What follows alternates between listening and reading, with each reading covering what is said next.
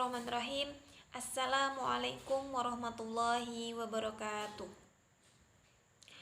Alhamdulillahirabbil alamin wa bihi nasta'in wala umuri dunya waddin. Wassalatu wassalamu ala asrofil anbiya'i wal mursalin wa ala alihi wa sahbihi ajma'in, amma ba'd. Kepada yang terhormat Bapak Lutfi Zaimuddin selaku dosen pengampu mata kuliah Sejarah Kebudayaan Islam, dan tak lupa yang saya sayangi teman-teman dari kelas F. Perkenalkan, nama saya adalah Lutfi Ramawati, NPM 1801011080. Kemudian ada rekan saya yang bernama Al-Hikmah Rias Effendi dengan NPM 1801011014. Kemudian ada Ica Umi Nurul Basiro NPM 1801010053. Baik, langsung saja di sini saya akan menjelaskan materi tentang model pembelajaran sejarah kebudayaan Islam. Langsung saja, saya dari kelompok G. Yang pertama adalah pengertian sejarah kebudayaan Islam. Seperti yang sudah dijelaskan dari awal materi, di mana menyebutkan bahwa metode merupakan alat untuk mencapai tujuan pembelajaran. Sejarah kebudayaan Islam berakar dari 3 kata, yang mana sejarah itu berasal dari kata syajarah yang artinya pohon. Sejarah merupakan catatan detail dengan lengkap tentang segala sesuatu. Sedangkan kebudayaan berasal dari kata budi dan daya. Kemudian diimbuhkan awalan ke dan akhiran an, sehingga menjadi kata kebudidayaan, lalu disingkat menjadi kebudayaan.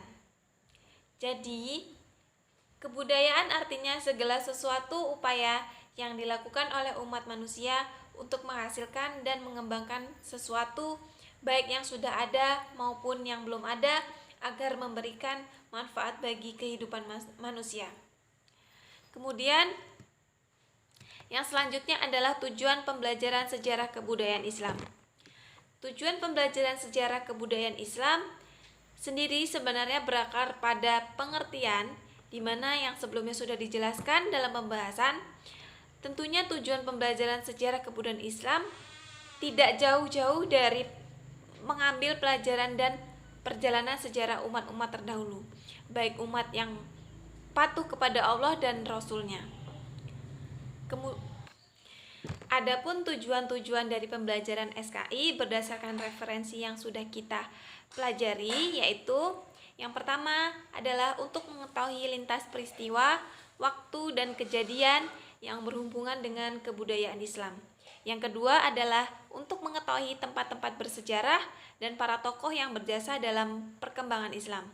Yang ketiga adalah untuk memahami bentuk peninggalan bersejarah dalam kebudayaan Islam dari satu periode ke periode berikutnya. Yang selanjutnya ada manfaat dari mempelajari sejarah kebudayaan Islam, yaitu yang pertama adalah mengambil hikmah setiap kejadian di masa lampau untuk menambah ketakwaan kepada Allah Subhanahu wa taala. Yang kedua, kita dapat mengambil pelajaran dari sejarah sebagai bahan pertimbangan ketika hendak membuat keputusan tentang sesuatu hal. Yang selanjutnya ada mencari upaya antisipasi agar kekeliruan pada masa lalu tidak terjadi yang masa pada akan datang. Yang selanjutnya ada dapat memahami dan meneladani kisah-kisah pada zaman dahulu, terutama kisah-kisah yang baik. Kemudian ada menumbuhkan rasa cinta kepada kebudayaan Islam yang merupakan buah karya kaum muslimin pada masa lalu. Kemudian ada dasar pemilihan metode sejarah kebudayaan Islam. Jika berbicara mengenai dasar-dasar pemilihan metode pembelajaran sejarah kebudayaan Islam, sama halnya dengan memilih metode pembelajaran pada umumnya. Hanya saja dalam makalah ini kita akan menguraikan pemilihan metode pembelajaran ini sesuai dengan pembelajaran sejarah kebudayaan Islam. Ada beberapa faktor yang dapat mempengaruhi pemilihan metode pembelajaran sejarah kebudayaan Islam, yaitu yang pertama adalah siswa atau peserta didik. Kemudian mengapa siswa atau peserta didik? Karena dalam hal ini berarti metode yang kita pilih itu harus melihat jenjang pendidikan siswa serta materi pelajaran sejarah kebudayaan Islam apa yang akan disampaikan. Kemudian yang kedua ada tujuan pembelajaran yang akan dicapai. Setiap pelaksanaan pembelajaran pastinya memiliki tujuan. Begitu pula dengan pembelajaran sejarah kebudayaan Islam yang mana sebelumnya telah diuraikan tujuan-tujuan dari pembelajaran sejarah kebudayaan Islam. Tujuan pembelajaran adalah sasaran yang dituju dari kegiatan belajar mengajar. Hal ini dapat mempengaruhi penyeleksi metode yang harus digunakan. Kemudian yang ketiga ada faktor materi pembelajaran. Materi pelajaran memiliki tingkat kedalaman, keluasan, kerumitan yang berbeda-beda. Hal ini perlu menjadi pertimbangan ketika seorang guru akan mengajarkan materi sejarah kebudayaan Islam kepada murid atau peserta didiknya. Yang keempat ada situasi belajar mengajar. Situasi belajar mengajar yang diciptakan guru tidak selamanya sama. Maka guru harus memilih metode mana yang baik, mana yang buruk sesuai dengan situasi dan kondisi. Kemudian ada yang kelima ada fasilitas belajar mengajar. Fasilitas seringkali menjadi masalah bagi sekolah-sekolah yang memiliki fasilitas yang belum memadai. Namun, keadaan tersebut hendaknya tidak menjadi suatu hambatan bagi guru. Fasilitas merupakan hal yang mempengaruhi pemilihan dan penentuan metode pengajaran. Fasilitas adalah kelengkapan yang menunjang belajar anak di sekolah, dan lengkap tidaknya fasilitas belajar itu akan mempengaruhi pemilihan metode pembelajaran. Yang keenam ada faktor alokasi waktu pembelajaran. Jadi pemilihan metode pembelajaran yang tepat juga harus memperhitungkan ketersediaan waktu. Rancangan belajar yang baik adalah penggunaan